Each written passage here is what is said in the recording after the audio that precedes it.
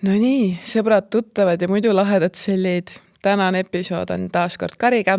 Me küsisime teilt küsimusi, mis teid huvitas toitumise kohta ja nautige, see on meie jõulukingitus teile. Vastused toitumise kohta ja väga palju praktilisi nippe. Nii et häid jõule! Tere taas, Kari! Kuna Eesti rahvas on sinu suur austaja ja neil on väga palju küsimusi, siis meil on osa 2. Ja seekord, rahvas, lõpetage. Stuudiopublik, tere! Aga teemegi siukse väga praktilise osa, kus on kuulajate küsimused, mis meile saadeti ja hakkame lihtsalt otsast pihta ja proovime vastata nii hästi, kui me oskame. Või noh, sina oskad väga hästi, mina võin lihtsalt naeratada. Esimese asjana võimegi kohe võtta praegusel hetkel suhteliselt populaarse teema, kuidas süüa. Ehk siis, kas on vahet, mis järjekorras toiduaineid süüa. Et enne süüa, ma ei tea, lihatooted, siis võtta, ma ei tea, puuviljad, salatid, et toidu järjekord. Kas see on oluline? On, aga siin on aga. Ma räägin selle kohe sissejuhatuseks ära, et ilmselt on väga palju küsimusi, mille juures tuleb öelda sõltub, eks ole, oleneb. Ja see tähendab seda, et igasugused sellised universaalsed soovitused, et umbes, et söö kõigepealt valku, siis see süsivesikud ja siis lõpeta, kõigepealt valk, siis rasv ja siis lõpeta süsivesikutega, eks ole. Ja sellised soovitused, et kindlasti õhtul ära söö või et võta vahepalasid, siis need on väga üldistatud ja väga suurte eranditega. Ja kui mõtleme eranditega, siis kõige parem viis sellest aru saada on see, et näiteks see sama küsimus toitude järjekorrast, et kas süüa kõigepealt valku ja siis süsivesikuid või kõigepealt süsivesikuid ja siis valku, siis universaalne soovitus on see, et alusta kalori hõredamate toitudega ja kui kõht jääb tühjaks, siis liigu järjest kaloritihedamate juurde. Seal on praktiline põhjus, sellepärast et mahuliselt on sul siis magu täis kalori hõredamat toitu, eks ole. Nii. Aga kui me nüüd pöörame sinna sellesse praegult populaarsesse sellise glükoosimonitори kandmise ajastusse, siis väide on see, et valkudes tekib täiskõhutunne kiiremini ja püsib kauem. Nii. Ja siin tulebki üks suur aga. See on väga individuaalne. Uuringud näitavad, et on inimesi, kelle puhul süsivesikute tarbimisel tekib küllastustunne kiiremini ja püsib kauem. On inimesi, kelle puhul on need rasvad, on inimesi, kelle puhul on need süsivesikud. Ehk siis on väga suur nii-öelda hajuvus või individuaalsus. Ja kõige paremini seda illustreerida on see, et miks meil on tulnud selline soovitus, et sööge valku. Sellepärast, et statistiliselt selline elanikkonnast kõige suurem osa on see osa, kellel see küllastustunne tuleb valgust kõige kiiremini. Nii. Aga kujutame korraks ette, et sul on nagu 10 pudelit, ma ei tea, Coca-Colat siin laua peal, eks ole. Või võtame Coca, Fanta ja Sprite, eks ole. 3 tükki soovivad Cocat, 3 tükki Fantat ja 4 tükki Sprite'i. Siis sa ütled, et Sprite on kõige populaarsem valik, eks ole. Aga kogu arvust on ta ainult 4, teisi on 6, et ta tegelikult on ju vähemuses. Täiselt valikuna, kui me peame ühe valiku võtma. Vaat selle valgu söömise soovitusega on sama asi, et statistiliselt kõige suurem osa inimestest, eks ole, aga mitte absoluutne enamus. See suurem tõenäosus on see, et sa oled mõnes teises rühmas, kes saab süsivesikutest. Ja praktiline nõuanne, kuna me lubasime teha hästi praktilise osa, praktiline nõuanne on see, et kõige lihtsam viis, testi. Võta üks nädal, kus sa sööd, ma ei ole küll kalorite lugemise pooldaja, aga võta tee endale sellised, ma ei tea, tavaliselt mingi 500 kalorised toidukorrad või kuidas keegi teeb ja söögi nagu süsivesiku rikast toitu näiteks nädal aega. Ja siis mõtle peale igat toidu korda, et kui täis mu kõht nüüd on sellest 500 kalorist. Järgmine nädal võta tee valgurohke toidu korda, eks ole. Vaata, kas läks paremaks või läks halvemaks. eks ole, noh, siis rasvarohket ma ei julge soovitada, julgemad nagu võivad proovida seda, aga põhimõtteliselt niimoodi saad sa aru, et kas sinu puhul näiteks see 500 kalorit süsivesikutest, rasvast või kust iganes annab nagu parema tulemuse. Ja see täpselt sama asi on see nii-öelda insuliini vastus ka, eks ole, et kui te kannate oma glükoosi-monitore, no jumal sellega, kandke, et te saate aru, mis teil see teeb, eks ole, teil ei ole sellega palju midagi teha selle infoga tegelikult. Aga okei, süda on rahul, kanname. Sama hästi võiks ju kogu aeg vaadata oma pulssi, on ju, et noh, läksin bussi peale, vaata, mis on pulss. Täpselt sama info, mis glükoosi-monitorit tuleb, täpselt sama kasulik. Aga okei, see on sealt moes, las ta olla. Aga mõte on selles, et sa pead jälgima iseenda keha, sinu enda keha on unikaalne ja see on üks põhjus, mis näiteks sellised universaalsed nõustamised või need one size fits all lähenemised, eks ole, noh, ei tööta, mille jaoks on sind vaja, eks ole, et kui inimene tuleb sinu juurde üks ühele, siis see on hoopis teine asi, sa saadki võtta, et kuule, mis sinu puhul toimub. See on need küsimused, et okei, see, sa saad rusika reeglid jätta kõrvale. Ma olen kogu aeg öelnud ka, et minu nagu nii-öelda toitumine ei ole kindlasti see, mis sobib teistele, sest ma söön väga palju liha, sest ma tunnen, et mul ei saagi kõht täis. Ja ma olen ise nagu nii-öelda mõelnud selle peale, et äkki see on sellest, et ma olen maalt pärit ja ma olen nagu nii-öelda kasvanud üles ainult nagu nii-öelda, ma ei tea, liha peal ja igas toidukorras on olnud ja nagu väikses saati ja hommikult juba alustasime praelihaga ja munaga ja et kõik siuksed asjad, et põllule minek. See on toidueelistus. Yeah. See on selline asi, mis on nagu välja kujunenud toidueelistus, mõnikord on ta samas joones nii-öelda sinu organismiga. Sellepärast, kui me räägime sellest nagu kiire ainevahetus ja aeglane ainevahetus, eks ole, siis ainevahetuse kiirus tegelikult varieerub inimeselt inimesele väga vähe. Ei ole sellist inimest, kes võib kõike süüa, mitte midagi ei juhtu, sellepärast, et tal on kiire ainevahetus. Ei.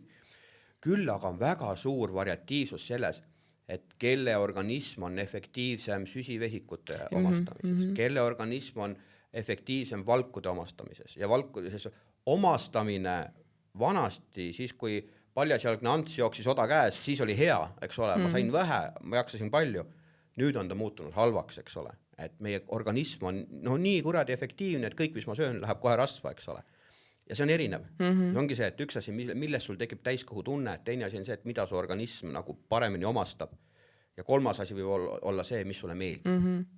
Ja, sest mina proovisin seda, et ma proovisin veganlust ja no mina ütlengi, et ma vabandan kõige esaga nagu minu jaoks kõige kohutavam aeg hullem kui minu depressioon, et nagu ma olin kogu aeg näljane ja mul ei saanud mitte ühegi toidu korraga põhimõtteliselt nagu kõht täis.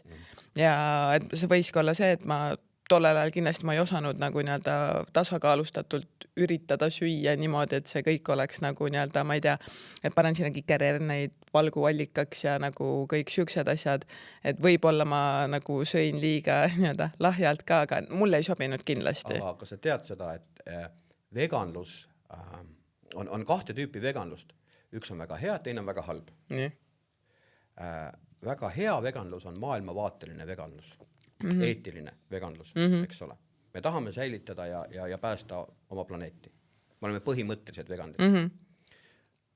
Oluliselt probleemsem on nii-öelda toitumisveganlus.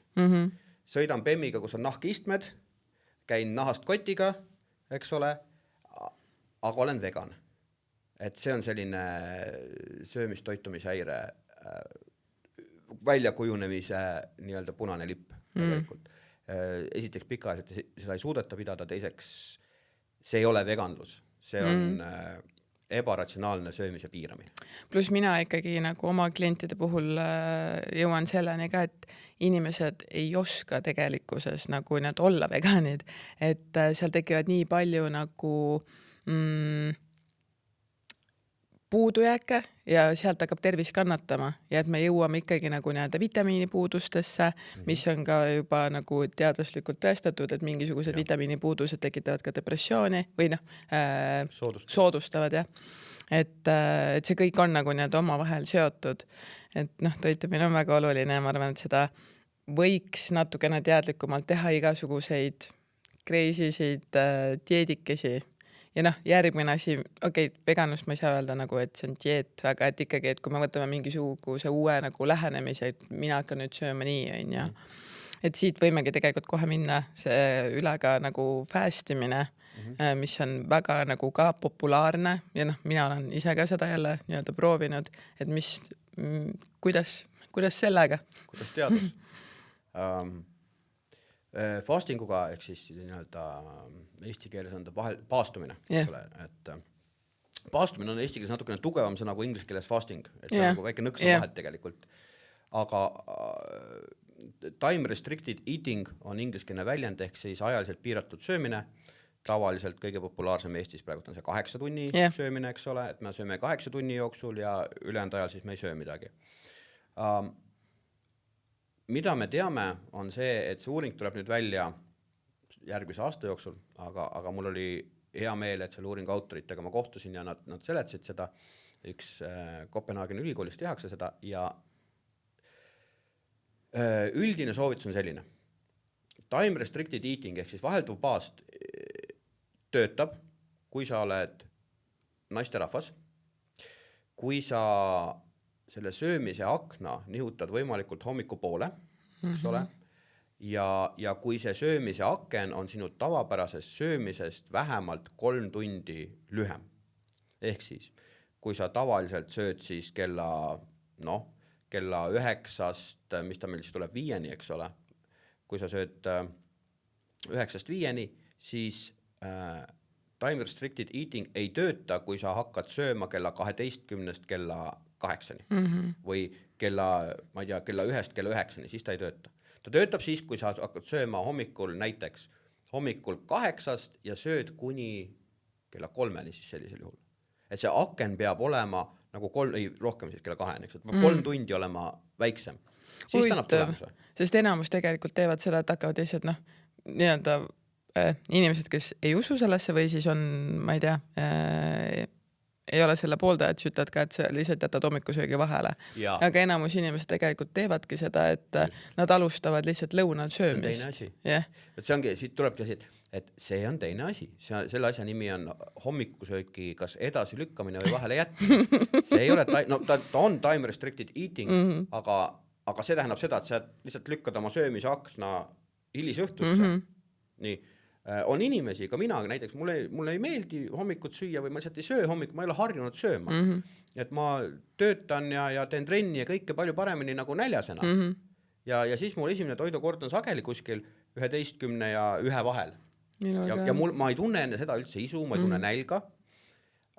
Aga siin on see oht, et kunagi ammu, siis ma kippusin oma õhtuse söömisega lükkama kuskile 9 ja 10 peale, eks ole.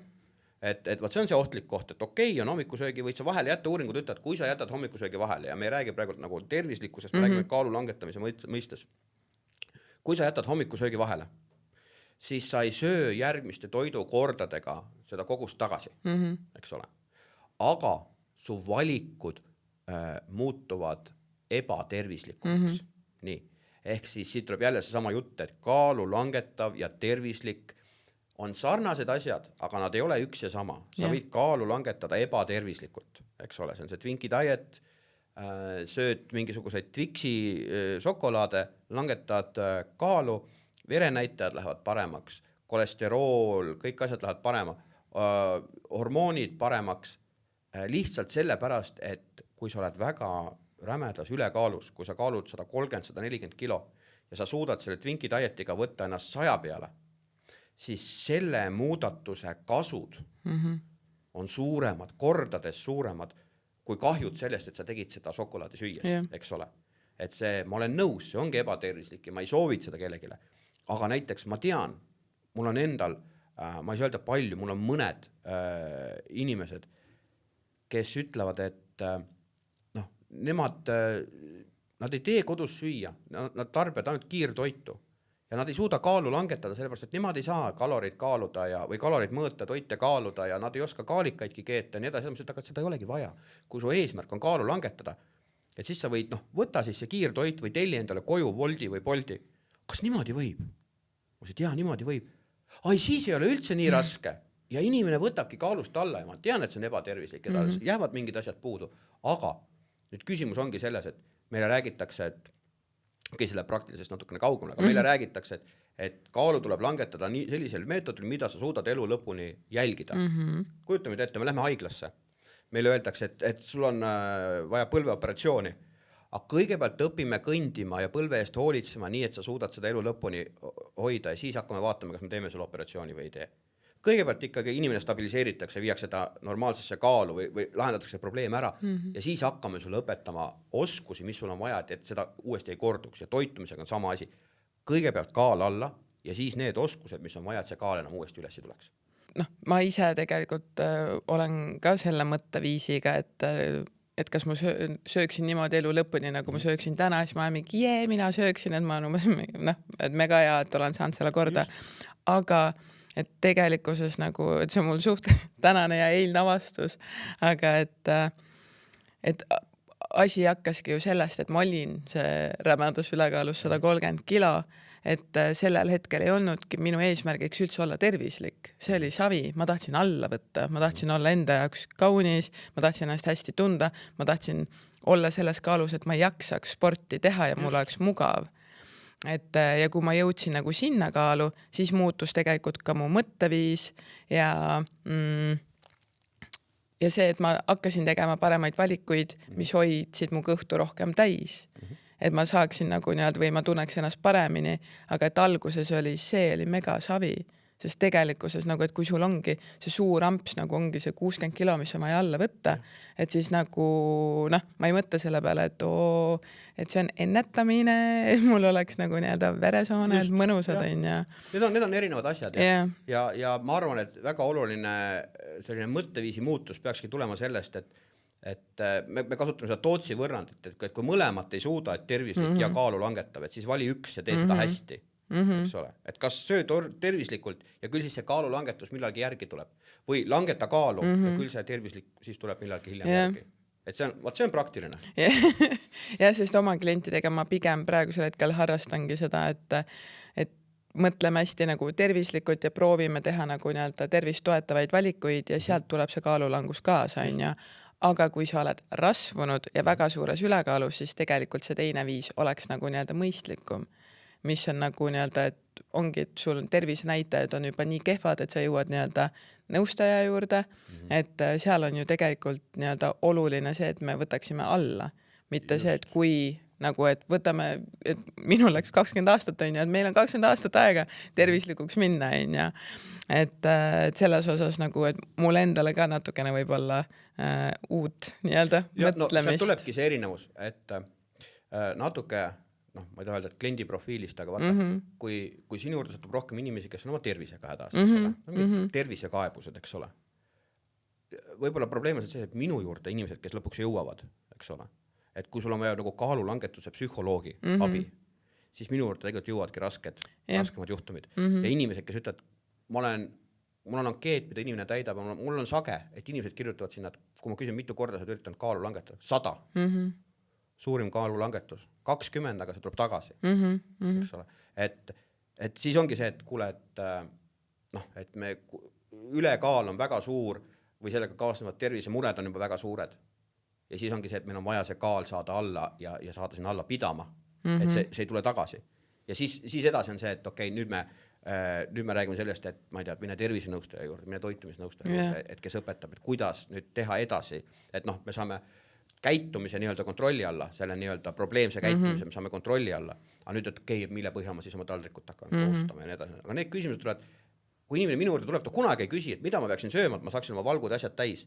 Aga ennem kui ta minu juurest ära läheb, siis on see, et aga ei tea, kas ma peaks nüüd rohkem valku hakkama ka siis sööma. See tähendab, et inimesel on vabanenud peas seda mõtlemise ressurssi juba selle jaoks, et kui ta praegult ketrab, kogu ta kognitiivne ressurss on selle küljes kinni, et ma tahan seda kaalu alla saada. Ta ei suudagi mõelda valkudele, rasvadele ja süsivesikutele, eks ole.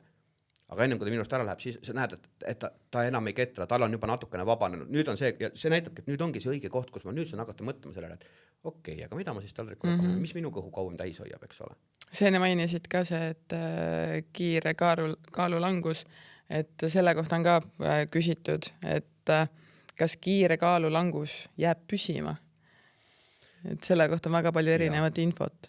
Selle kohta on väga palju erinevat infot ja selle kohta on minu käest väga palju küsitud ja ma tean, kus see jutt Eestis alguse sai ja oli selline huvitav asi, et mina tegin oma psühholoogia magistritööd kaalulangetuse faktorite kohta, tegime uuringu ja sealt uuringust selgus, et me võtsime inimeste andmed, piltlikult öeldes küsisime erinevaid asju, mida sööb, palju kaalu on langetanud ja siis hiljem vaatasime, et kellel see kaalulangetus jäänud püsima.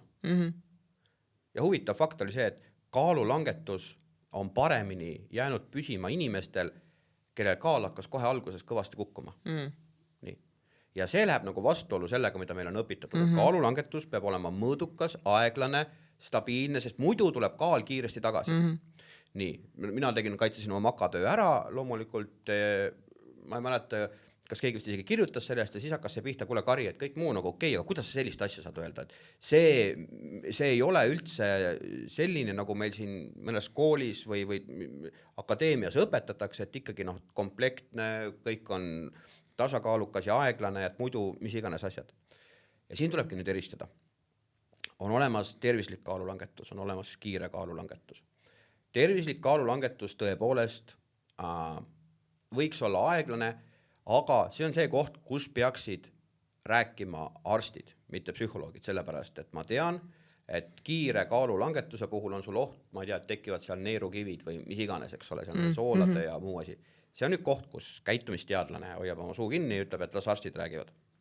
Selle kriitikaga ma olen nõus, aga selles suhtes, mis puudutab kaalu tagasi tulemist ja seda, et kui palju mul õnnestub alla võtta, siis inimesed, kes võtsid alguses rohkem kaalu alla, need olid 2 kuu vaates, poole aasta vaates ja isegi 2 aasta vaates, pärast kui me hiljem neid vaatasime, nad olid isegi 2 aasta vaates veel palju paremas seisus kui need inimesed, kes üritasid aeglaselt kaalu langetada. Ehk siis, kui sinu eesmärk on võimalikult palju kaalu langetada, siis sa ei pea seda kunstlikult nii-öelda aeglasemaks tegema. Ja mul on olnud mingisugune 3-4 aastat nüüd aega nagu marineerida selles, et miks see toimub ja ma olen lugenud ka teiste uurijate töid ja tegelikult tänane seisukoht on see, et ma pigem ütleks, et kaalulangetuse kiirus ei mõjuta, ta ei ole faktor sellel, kas kaal tuleb tagasi või ei tule. Pigem on see, et mille pärast see kaal kukkus. Kui sa hakkad ennast näljutama, sa ei söö mitte midagi, sööd 1 sidruni päevas, eks ole, siis sa saad kiiresti kaalu alla ja pärast, kui taastub normaalne söömine, see kaal tuleb üles tagasi. Selge, täitsa nõus. Teine asi, kui sa sööd isude pärast, kui sa oled emotsionaalne sööja, kui sul on halvad harjumused, kui sa tuled minu juurde, me saame nendest emotsionaalsest söömisest lahti või saame mingitest halvadest harjumustest lahti, näiteks sa enam ei hoia autos endal pähklipakki, mida sa kogu aeg näksid, eks ole, või sa ei söö enam õhtul teleka ees või õhtul kella 6, öösel kella 12, siis su kaal hakkab ka kolinal kukkuma. Aga kuna see käitumine on sealt tagant kadunud, see ei tule enam tagasi. Ja see ongi see, mida uuringud ütlevad, et kui sa suudad lahti muukida oma ülekaalu põhjuse, mitte selle, mis toimub taldrikus, vaid selle, mis toimub su peas, kui sa suudad selle lahti muukida, siis kaalulangetus on kiire ja püsiv. Ja meil oli mingit põhjust öelda, et sa pead hoidma 500 kalorilist defitsiiti, sest vastasel juhul sa kaotad lihasmassi. Jah, aga söö natuke rohkem valku ja tee natuke rohkem trenni, siis sa ei kaota lihasmassi.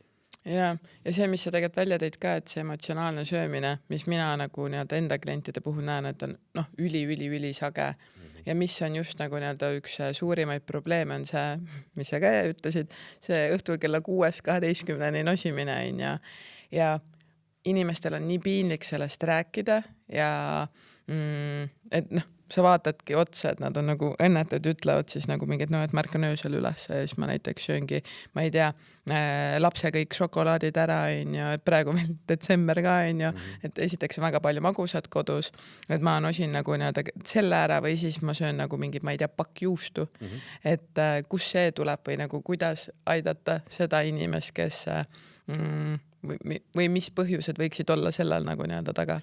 No esiteks emotsionaalne söömine on selline asi, mida raporteerivad umbes 80% kehakaaluga hädas olevad inimestest. See, ma olen emotsionaalne sööja, moel või teisel. Emotsionaalne söömine väljendub reeglina kahes asjas. Kas selles, et me sööme siis, kui me tunneme ennast halvasti või me sööme siis, kui me tunneme ennast hästi, eks ole. Nüüd tulevad jõulud ja kõik, kes ütlevad, et nad ei ole emotsionaalsed sööjad, katsetage sellist asja, et ärge pange jõululauale mitte midagi. Ja siis vaadake, et kas need jõulud läksid nüüd toredamaks või läksid just kurvemaks. Et toit reguleerib seda, kuidas me mingeid asju tajume. See on paratamatus. Ja lihtsalt emotsionaalsetel sööjadel toit on selline universaalne plaaster, mis sobib kõikide asjade peale, eks ole. Ja see on nagu emapiimaga juba sisse antud, see on otseses mõttes, seepärast kui laps nutab, siis ema annab talle piima. Hiljem ta annab kommi, siis viib McDonaldsisse, siis annab raha, et minna McDonaldsisse ja lõpuks ta ostab endale vana Bemmi ja läheb ise sinna McDonaldsisse. Et toit on selline asi, mis meie tundeid väga-väga tugevalt mõjutab. Emotsionaalse söömise minu jaoks on väga elegantne seletus on see, et nii emotsionaalid kui söömise on meie jaoks nagu väga vajalikud.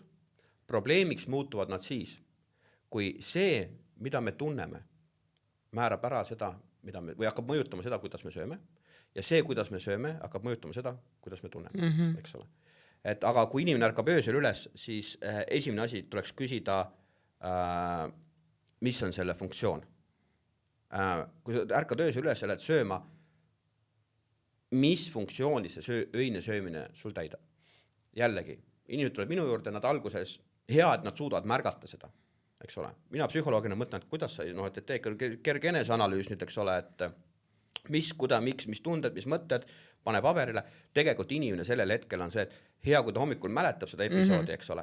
Ja siis ka mõtleb, no mis ma tundsin. No ärkasin üles, kõht oli tühi, läksin. Okei, kas sa tundsid isu või sa tundsid nälga? Alustame sellest, mis on isu. Et isu on see, või ütleme, nälg on see, kui kõht on tühi.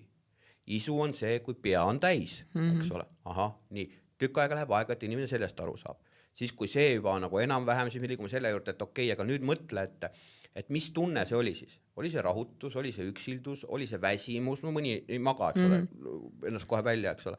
No, et siis on see väsimuse puhul, okei, saab aru, mis see siis oli ja siis on see, et aha, mis on nüüd parem viis, mis on nüüd sobivam viis selle tundega toimetulekuks, eks ole. Aga see on nagu selline pikaajaline protsess või pikemaajaline protsess, aga emotsionaalse söömise taga on reeglina tunne, et see, et kas meil on juba ebamugav tunne või see tunne, mis on, ei ole piisavalt hea. Kõige sagasem probleem on reede õhtu. Meil on reede õhtu, eks ole, terve nädal on hästi tubli olnud, peaks nagu kuidagi mingi erilisem tunne olema.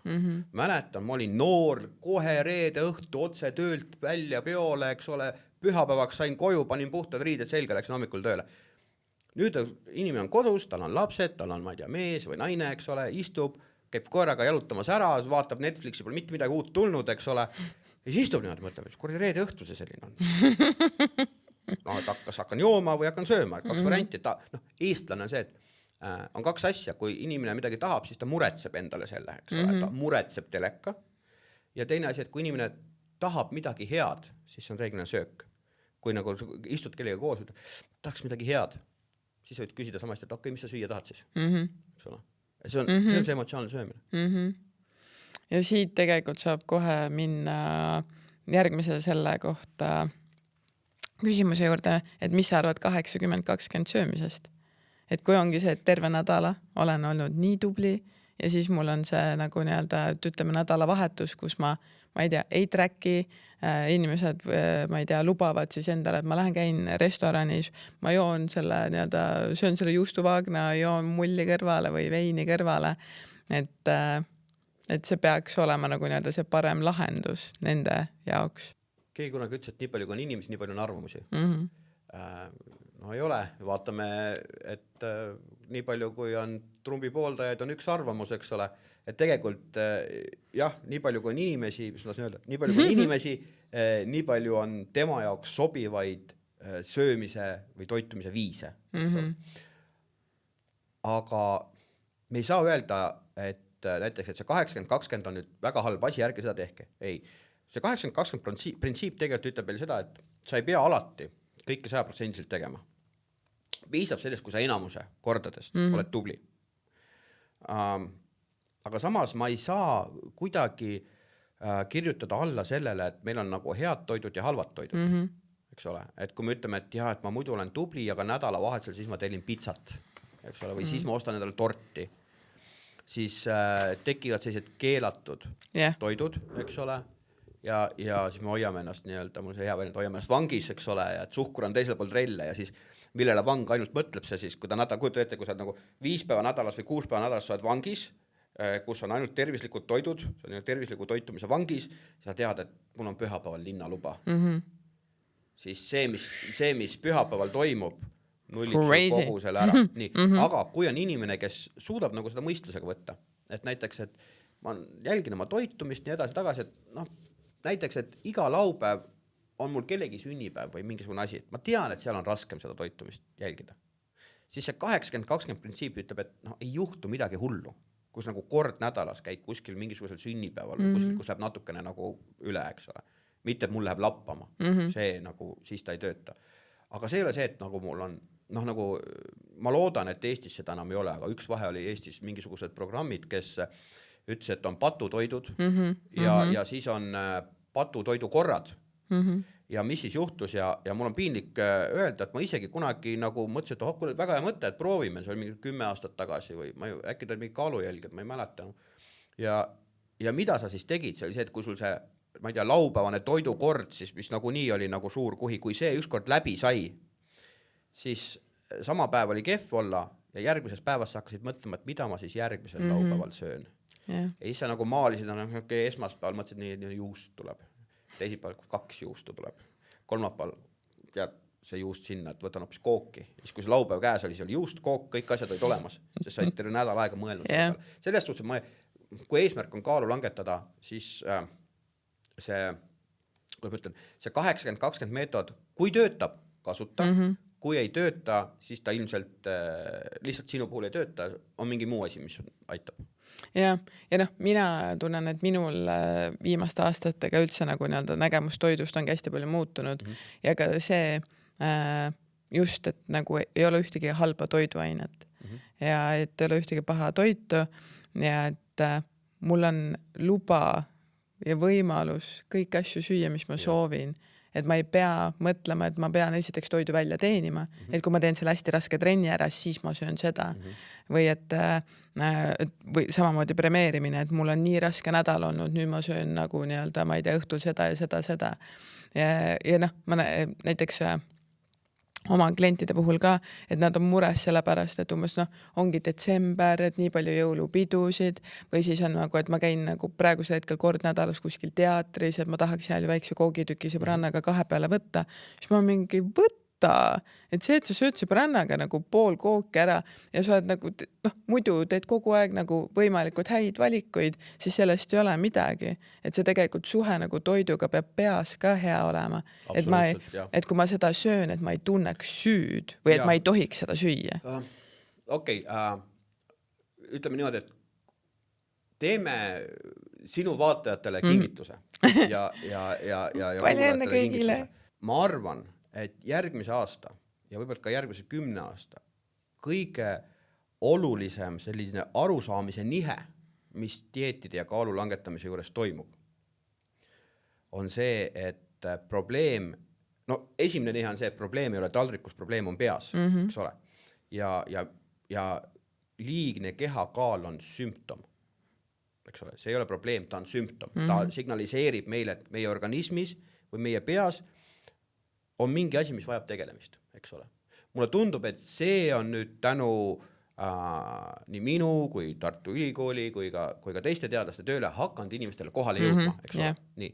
Aga see suur nihe, mis toimub, ma pakun välja, on see, et liigse kehakaalu või kasvava kehakaalu probleem ei ole mitte selles, mida me teeme toidukordade ajal, vaid selles, mida me teeme toidukordade vahepeal ja pärast toidukordasid. Meie toidukorra kaloraaž ei ole kuigi palju muutunud 1970. aastatest tänapäevani. Tehti uuring, leiti, et see on peaaegu sarnane, natukene on suurenenud, aga ta ei selgita ära seda suurt epideemilist ülekaalu levikut. Aga samas päevane kaloraaž on metsikult tõusnud. Nii, aga kust need kalorid tulevad? Kõik need kalorid tulevad tervislikest vahepaladest, näksidest, krõpsudest ja sellest, et toidukordade arv on suurenenud. Ehk siis meil on 3 põhitoidukorda või 4 põhitoidukorda, siis on meil näksimised seal vahepeal, eks ole, siis me mööda minnes veel võtame midagi. Nii, kui inimene sööb 2, 3 või 4 toidukorda päevas, 1 taldriku täie, siis tal on väga, mitte raske, aga meil on mitte võimatu, aga tal on väga raske kaalus juurde võtta. Eriti kui ta veel on kogu seda mõistlikud, sest mis see point on see, et me liigume ära sellest, et kas sa võtad punast liha või võtad linnuliha, eks ole. Kas sa paned sinna riisi või paned sinna kartulit. Fookus läheb sellelt nüüd ära. Fookus läheb sellele, et söögikordade ajal söö nii, nagu normaalne inimene sööb. Ära mõtle sellele, et oi, kui tervislik see on. Hea näide. Normaalses kaalus inimesed, kuidas söövad? 3 või 4 korda päevas, 1 taldriku täie, panevad selle, mis nad sinna kappi on ostnud. Nad ei mõtle sellele, kui palju siin on valku, kui palju siin on süsivesikuid, eks ole. Söövad ja lähevad oma eluga edasi. Ja see on kõik, nad ei mõtle oma päevas rohkem üldse nagu toidu peale. Nii, mida kaalulangetaja teeb? Kaalulangetaja juba eelmisel õhtul vaatab valmis, mis ta järgmisel päeval sööb, millised on ta vahepalad, mida ta peab ette preppima, mis tal vanast preppimisest alles on, mida tuleb ära kasutada. Kogu ta elu tiirleb selle toidu ümber. Ja kui sul on mingi asi, mille ümber su elu tiirleb, siis see on väga oluline, see on väga tähtis. Ja siis juhtubki selline asi, et me nii-öelda kümbleme selles toidus, me tekitame ise enda neid isusid juurde ja me ei oska sellest kuidagi lahti lasta, sest meile öeldakse, et kuule, vahepalad on väga, väga olulised, et vahepalasid ei tohi ära jätta. Et söö kas või paar pirni, just löö veresuhkur üles endal 2 toidukorra vahepeal. Tegelikult on see suurem head jõulu, suurem kingitus kuulajatele ja vaatajatele on see, et sööge 3 või 4 toidukorda päevas, ärge muretsege nii palju, mida te sinna panete. Vaadake, et see kogus oleks nagu mõistlik. Ärge tõstke juurde, ärge snäkkiga 2 toidukorra vahepeal. Ja see lahendab, ma pakun, võtame 80-20 printsiibi, millest sa ennem rääksid, see muudatus lahendab 80% probleemidest. Ja ma arvan, et see on see, kuhu meie nii-öelda kehakaalu kontrolli asi liigub, et me ei hakka enam, oi, mul on kava, oi, mul on treeningplaan. See on tore, kui sa tahad olla tervislik ja jälgida kava, palun. Kui sa tahad olla sportlik ja teha trenni, palun. Absoluutselt väga head asjad, 2 käega olen poolt. Aga selle jaoks, et me saame efektiivselt ja püsivalt kaalu langetada, siis ma arvan, et see on selline next big thing, mis tuleb ja mille tuleks nagu oma fookus suunata. Jah, sest nii palju, kui mina enda klientide toitumispäevikuid analüüsin, et seal kogu probleem ongi, või nagu mitte kogu probleem, aga väga suur osa on, kõik ongi snäkkimised, kohvi kõrvale kommikesed, töö juures, pingeline olukord on ju, võtan jälle, teen kiire, tahan puhkust, lähen teen väikse kohvi, võtan küpsise kõrvale.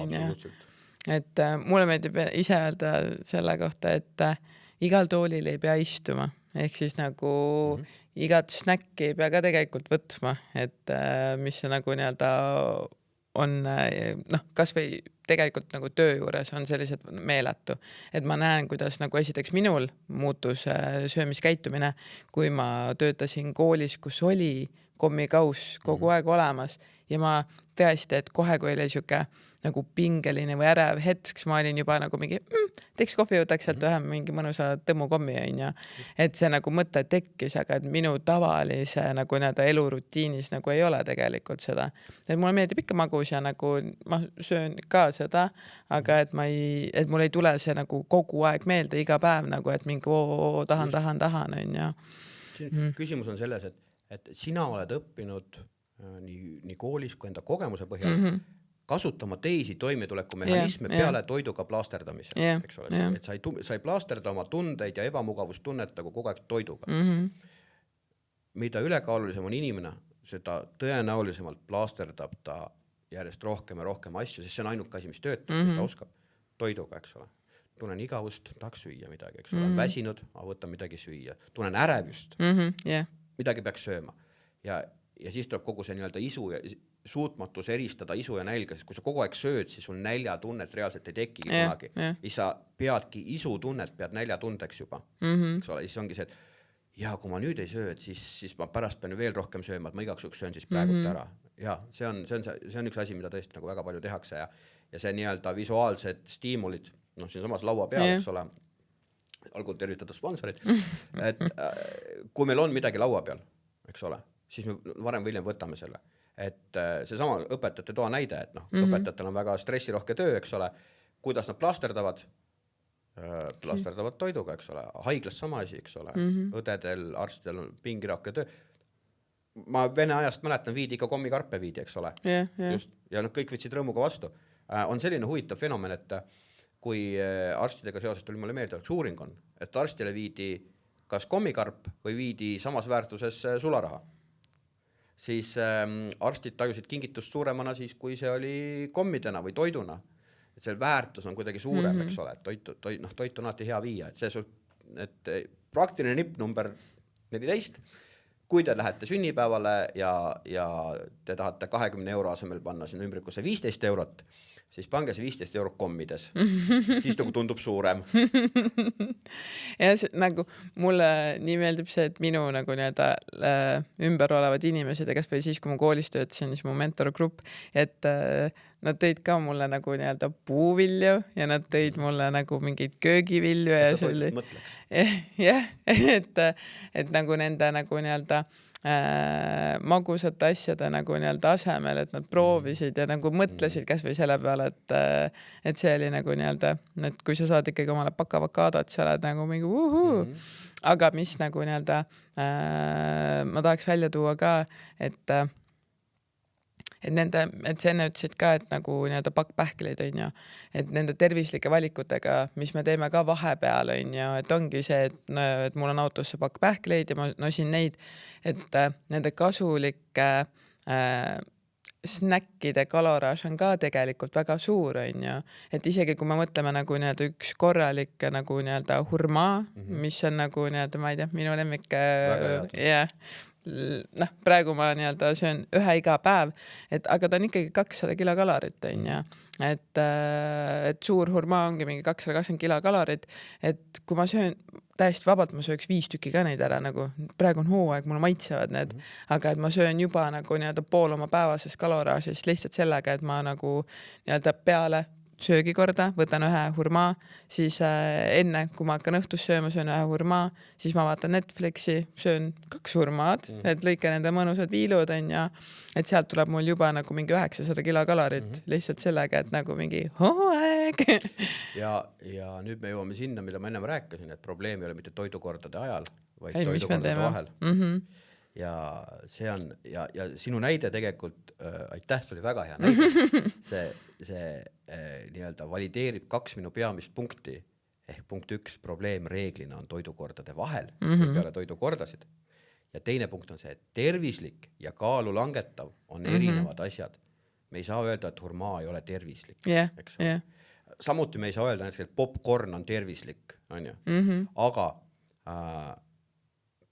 pakis popcornis on seal suur, oleneb tootjast 300–400 kilokalorit.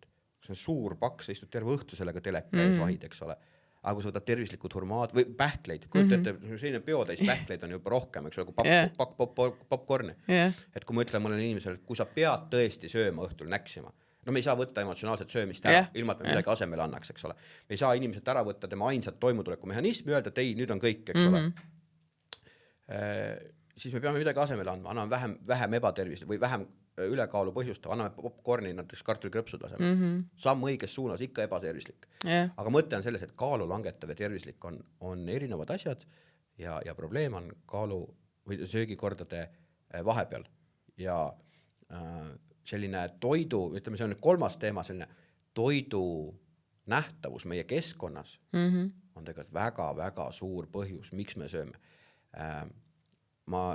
See on mu lemmik näide, ilmselt ma olen seda korduvalt teinud, aga kui me läheme Ülemiste keskusesse, siis seal on see kuramuse vahvlipood teisel korrusel või mis iganes ja kui seal sisse lähed, siis nagu tõmbad nina täis, ma vahvlit ei taha, aga kuule, et läheks võtaks poest midagi head magusat nüüd, eks ole. Kõik on need keskkonnastiimulid ja küsimus ongi selles, et mõnikord küsitakse, et kuule, et kuidas nüüd rohkem tahtejõudu saada, eks ole, siis reegel on see, et probleem ei ole sinu tahtejõus, probleem on sinu keskkonnas. Kui õpetajate toas ei oleks neid komme, siis sa ei saaks neid süüa. Sa ei saa süüa seda, mida sul ei ole. Ja kui sa ei saa süüa, kui seda ei ole, siis sul ei ole tahtejõudu vaja. Siis ongi see, et ma olen nii nõrga tahtejõuga, mul lihtsalt ei ole midagi süüa. Teine äärmus on see, et ma olen ilgelt tugeva tahtejõuga, aga ma kujutan ette, et kui sa ikka laod siin, ma ei tea, mingisugust head lambasaslõkki ja karreed kõik selle täis soojalt, eks ole, siis vähemalt hiljemalt peale salvestust võtad niimoodi paar tükki, eks ole. Aga kui neid ei ole, sa ei saa neid süüa. Ja seda mina oma klientidega ka väga palju nagu nii-öelda, ma ei tea, et me alustame ka sellest, et kui sa oled harjunud sööma iga öö, on ju, ja sa söödki seal nagu nii-öelda kas kõik magus ära või söödki nagu juustu, et siis et alustame sellest, et võtamegi mingisuguse teised söökanasinki kas või on ju, et see ei ole see, et sa käid ühe korra nõustamisel ära ja siis ma olen mingi nüüd ma ütlen sulle, et, nagu, et seda ei tohi teha, sa tead ise ka, et nagu kell 3 öösel ei ole normaalne või tavaline tegelikult süüa, ma ei tea, poole kilone juustukangere on ju, me kõik teame seda. Aga et hakkame nagu nii-öelda nende valikutega nagu pihta. Aga et tegelikkuses on nagu nii-öelda küsimus ka seal, et kui mul ei ole kodus 7 šokolaadi, siis ma ei pea isegi nagu muretsema selle pärast, et kas ma suudan võtta sealt nagu nii-öelda okei koguse, mis on nagu normaalne süüa, või et kas ma suudan võtta nagu sealt ühe viilu, et kui mul on ikkagi kodus olemas nagu nii-öelda see snäkisahtel, siis see tegelikult loob kogu aeg seda keskkonda või neid võimalusi ka, et mul ongi nagu nii lihtne libastuda. Et mina enda puhul, ma käingi võib-olla nagu nii-öelda rumalalt palju poes, aga et ma ei taha endale tekitada seda olukorda, et mul ongi seal nagu nii-öelda terve kapp on asju täis, on ju, okei, minul on nagu eelis see, et ma elan üksinda, et ma ostan ka neid asju, mis mina nagu nii-öelda söön, on ju, aga et need nagu nii-öelda võimalused, mis mul seal külmkapis on nagu kõik siuksed, et ma söön neid nagu hea meelega ja mul ei teki nagu ka seda süütunnet, et see ei ole nagu mingi patutoit või see on siis, kui on nagu umbes kehva päev, on ju. Et see ka, et me endale koju ka ostame nagu need valikud, mis on nagu, mida on hea tarbida ja mis nagu toetavad meie eesmärke. Et siis nagu nii-öelda, tulemegi selle motivatsiooni juurde, on ju. Et inimesed on küsinud ka, et kuidas nagu nii-öelda hoida üldse motivatsiooni või kuidas jätkata dieedikestega või selle kaalulangusega, kui sa oled failinud. On jah, ütleme, et 2 tüüpi motivatsiooni, mis on kaalulangetuse mõistes oluline. On motivatsioon liikuda millegi ebameeldiva poolt eemale ja teine motivatsioon on liikuda millegi meeldivale lähemale, eks ole. Mõõkhambuline tiiger. Nii. Kõnnid metsas, põõsast hüppab välja mõõkhambuline tiiger. Sinu motivatsioon on liikuda sellest võimalikult kaugele, eks ole. Kui sa ei ole just jahimees. Nii. Hüppab välja selline chip and tail mehike sealt, eks ole. Ütleb, wow, tule vaata show'd. Hüppad kohe lähemale, eks ole. Et vaatan. Et see on meil 2 tüüpi, millestki eemale, millegile lähemale. Nii. See millestki eemale on nagu kõige levinum motivatsioon, kui meil on nagu suur ülekaal, eks ole. Et kui me oleme 130 kilo, siis meie motivatsioon on, et liikuda haigustest eemale. Me ei taha enam kunagi nii haigena ennast tunda. Nõrkusest eemale. Me ei taha kunagi ennast nii nõrgana, nii saamatuna tunda, eks ole. Või sa ei taha, et kõik siin narriks kogu aeg. Just, sa tahad sellest ebamugavusest eemale. Ja see on sinu motivatsioon, mis paneb sind alguses liikuma, on ju? Yeah. Ma ei taha enam kunagi failida, ma ei taha enam selline olla. Nii, hakkan minema. Ja nüüd on selline olukord, kus kuskil poole tee peal oleks vaja hobuseid vahetada. Sest sul see mälestus sellest ebamugavusest hakkab järjest tuhmuma, mida kaugemale sa jõuad, eks ole. Sa pingutus läheb järjest suuremaks, mälestus sellest läheb järjest nõrgemaks ja siis ongi see tunne, et ühel hetkel, et ei ole nagu motivatsiooni. See on see koht, kus tegelikult oleks vaja nüüd hakata teadlikult kasvatama motivatsiooni millegi positiivse suunas liikumiseks, eks ole. See on see, et kes ma tahan olla, et kuhu ma tahan välja jõuda või kes ma olen. et mitte see enam, mind ei tohiks enam kanda see, et ma tahan nagu ebamugavusest eemale, vaid ma tahan sinna, kus ma tunnen ennast hästi. Mulle meeldib see, kes mulle peeglis vastu vaatab. Mulle meeldib, kuidas teised inimesed enam ei lähe ringiga must mööda, et ma ei ole tänaval enam nähtamatu, eks ole. Minuga inimesed tuleb minuga rääkima ja kõik on tore, mul on palju sõpru ja mind kutsutakse välja ja selline positiivne motivatsioon, eks ole, millegi poole. Et see ongi oluline asi, et kaalulangetuses reeglina alustatakse selle negatiivse emotsiooni pealt või negatiivse motivatsiooni pealt, aga ei osata õigel ajal nagu ümber lülitada, eks ole. Ja siis tekibki hästi lihtne on nagu failida, noh, näiteks kaal jääb seisma, eks ole, et ma olen küllaltki palju kaalu juba langetanud, aga nüüd mingil hetkel, noh, ma ei tee õigel ajal toitumises korrektuure või liikumises või lihtsalt ma liigungi nüüd vähem, kuna ma söön vähem, kaal jääb seisma. Ja siis on see koht, kus hästi sageli nagu kus kõige kergemini see ebaõnnestumine või failimine tekib, nagu öeldakse. Ja siin on teine selline asi, mis otseselt ei ole nagu motivatsiooniga seotud, vaid mis on nagu selline ebaõnnestumisest või tagasilöökidest üleolemise küsimus on see, et tagasilööke tuleb kõikidel. Sellist inimest, kes suudab kaalu langetada ilma tagasilöökideta, ei ole olemas. Nüüd üks asi, mis eristab nagu inimest, kes õnnestub, inimesest, kes ei õnnestu, siis väga suuresti on see oskus ette näha tagasilööke või siis oskus juba juhtunud tagasilöökidega nagu ratsionaalselt hakkama saada, eks ole.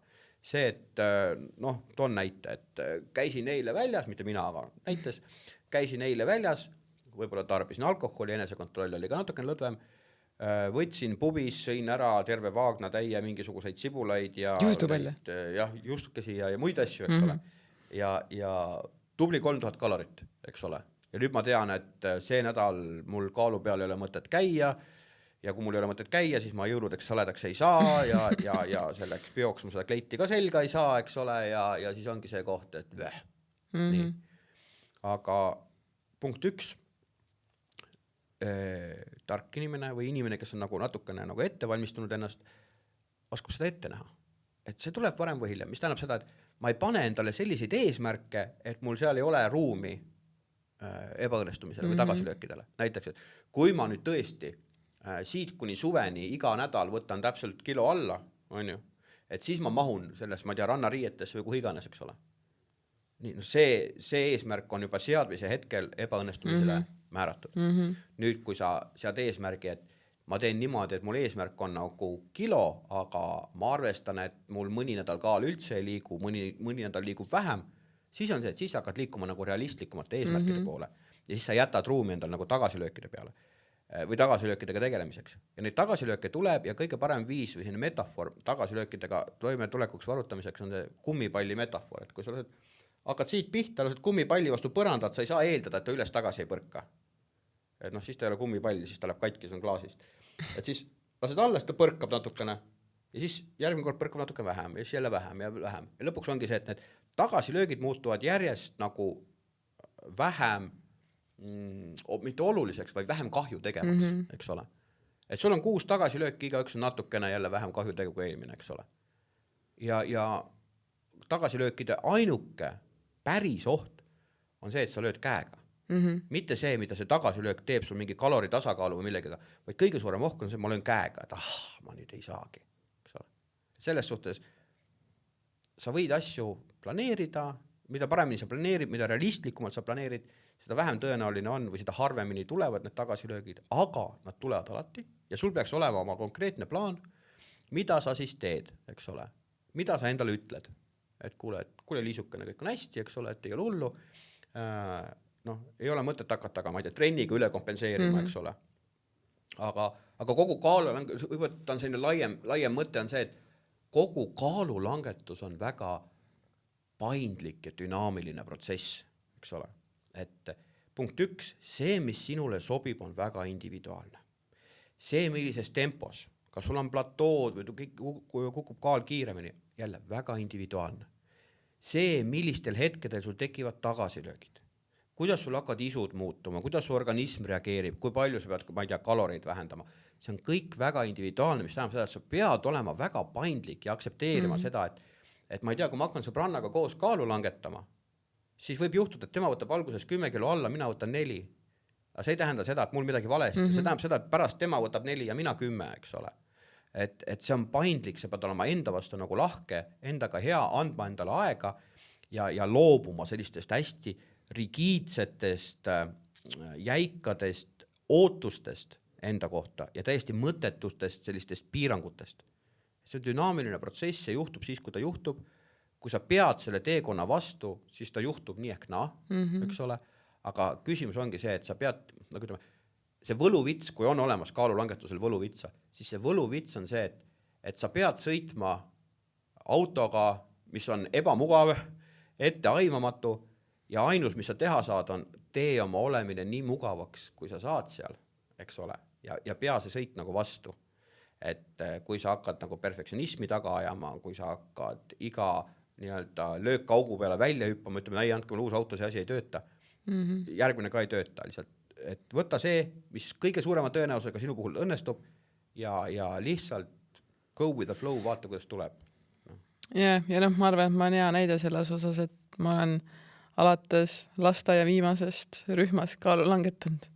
Et ma olen elukutseline ja et mina enda puhul nagu nii-öelda ütlengi seda, et see ongi järjepidevus ka, et iga tegelikult tagasilöögiga ma olen alustanud ka konkreetselt, ma olen see üks näide, kes on nagu nii-öelda pannud sinna sulle ankeeti 100 ja et nagu ma olen isegi rohkem, ma arvan, et ja alguses nagu nii-öelda neid tagasilööke tuligi nii palju, et ma andsingi kogu aeg alla ja nagu nii-öelda pluss ma olen hästi rigiidne mingites nagu nii-öelda ongi arusaamades ja teakspidamistes, aga et kui ma olen inimestele nagu nii-öelda seletanud ka seda, et kus see, ma ei tea, et viimaste aastatega on uuesti kaalulangus nagu nii-öelda olnud mul suurem, et kus see tuld on, et minu see suhe toiduga, see vabaks laskmine ongi see, et kuidas nagu nii-öelda see eesmärk ei tulegi enam halvast kohast või nagu motivatsioon, see kõik, mis sa tegelikult rääkisid, et see enam ei aja taga seda nagu valu eest ära jooksmist, vaid nagu, et oma unistusi, milline ma olen nagu nii-öelda terve elu soovinud olla ja see kõik ongi see, et ma olen mingi musid endale ja mingi, et ma olen juba nii lähedal, et see kõik tuleb nagu heas kohas, pluss kui ma lähengi vanaema juurde ja ma sööngi seda kringlit, siis nagu ma naudin seda ja mõtlen, et nagu kui suur tegelikult nagu nii-öelda õnnistus on see, et ma saan vanaema kringlit süüa veel nagu. Et ma ei mõtle selle peale mingi, oh my god, kui palju seal on kaloreid, vaid nagu nii-öelda see suhe toiduga on nagu nii palju muutunud, sest mina olin seal, kus ma läksin vanaema juurde oma munavalgetega, sellepärast, et ma ei tohi süüa kringlit, et ma söön ainult valku. Et see kõik on nagu nii-öelda muutunud ja väga oluline minu meelest on ka aru saada sellest, et eluetapid on väga erinevad. Et kui sul ongi perekond ja sul on töövahetus ja sa mingi, ma ei tea, kaotad töö või nagu nii-öelda peres kellegiga juhtub midagi, siis see ei ole see koht, kus ma olen nagu mingi, palju siin kaloreid on. Et me peame nagu päris eluga ka toime tulema ja mingid nädalad me võib-olla ei jõuagi trenni ja mingid nädalad me ei jõua ka võib-olla teha seda nagu nii-öelda kodust toitu, et vastavalt nagu võimalustele seal juures nagu enda vastu see hell olemine, et siis ma olen ka valmis uuesti alustama, kui mu elu on stabiilsem, ja et see ka siia juurde. Aga kuna me hakkame nüüd otsi kokku tõmbama, siis ütle midagi tarka niimoodi lõpetuseks. Et kuidas, näiteks ongi võib-olla mingisugune nipikene, kuidas seal kreisis aasta lõpus hoida seda, et mul oleks see hea suhe toiduga ja et ma ei söökski üle ennast. Sööge üle, südame rahus. Ütleme, see on üks kord aastas. Jõulud on üks kord aastas, sõprade sünnipäevad on üks kord nädalas ja reedid on ka üks kord nädalas. Valigi oma võitlusi. Nagu sa ütlesid, et igal toolil ei pea istuma. Eks ole. Ja tegelikult kuidas jõulud üle elada, kõige nagu väiksema enese piinamise või enese süüdistamisega on see, et piirduge toidukordadega. Piirduge 3 toidukorraga päevas, sööge ükskõik, mida te tahate, see üks taldrikutäis ära, ärge tõstke juurde, ärge minge hulluks, pange oma verivorstid, lihad, kõik, tehke üks toidukord, tehke üks taldrik sellest ja teil ei juhtu sellest mitte midagi hullu. Te tulete jõuludest läbi, te olete võivad kaalust alla võtta, aga kes tahab oma näiteks söömist jälgida ja ka peale jõule, et tulid lisakilod, et mida ma siis teen, siis üks väga hea viis vähendada söömist. Et kuidas suuta süüa vähem, mu käest hästi sageli küsitakse, et Karid, ma tean, et ma pean vähem sööma, aga ma ei suuda. On ju? Kaalulangetus ongi suutmise küsimus, me kõik teame, mida me peame tegema. Siis üks hea nipp, see nagu lõpetamise nagu hästi praktilise nipiga, on see, et tee oma toidukogused poole väiksemaks. Nüüd on see, et ma ei taha, ma ei viitsi, see on raske, ma olen proovinud, see ei tööta, aga siit tuleb nipp. Jätta taldriku peale alles, näiteks kui sa räägime jõulupraest, eks ole, et ma mõtlen, et tee jõulupraad endal poole väiksemaks, siis see tähendab seda, et mitte, et võtta igat asja pool, vaid see tähendab seda, et see, mis sulle kõige rohkem meeldib, see jäta alles. Ma ei tea, on see verivorst või on see kapsas või see on liha, jäta see täiesti alles, nii nagu ta seal on. Ja lükka sealt maha lihtsalt see, mis annab kaloreid, aga mis sulle nagu nii väga ei meeldi. Singirullid. Pane, jah, et ära võta singirulle. Lükka 3 kartuli asemel, võta 1 kartul. Eks suure kuhja kapsa asemel võta natukene kapsast. Jäta see kõige lemmikum asi jätta alles, aga see vähem lemmikud asjad, et tee nagu kompromisse seal. Ja selle tulemusena sa sööd oluliselt vähem ja see vahe kaalus juurde võtmise ja kaalus alla võtmise vahel tegelikult päevas. Me reeglina ei ole nagu 1000 kaloreid üle oma päevase normi, paarsada kalorit, eks ole. Nii, võtad ära igast toidukorrast 2 kartulit, mingisuguse rasvast tehtud kapsad, jätad oma liha või verivorsti alles. Ma ei tea, sulle meeldib liha süüa. Lähed siia, ma ei hakka reklaami tegema, siin samas lähedal on üks väga hea selline koht, kus saab šašlõkki ja lammast ja kui on armuudu, siis palun sponsor me. Ma käin seal 400 korda nädalas. Et nende juures söömise asi on see, et piirdugi selle lihaga. Piirdu selle lihaga, ära võta sinna juurde kõiki neid kartuleid, kastmeid, salateid ja siin on hea nipp. Meie aju on väike selline tiinekas. Ta tüdineb hästi ruttu ära. Tal kogu aeg peab maitsete festival olema.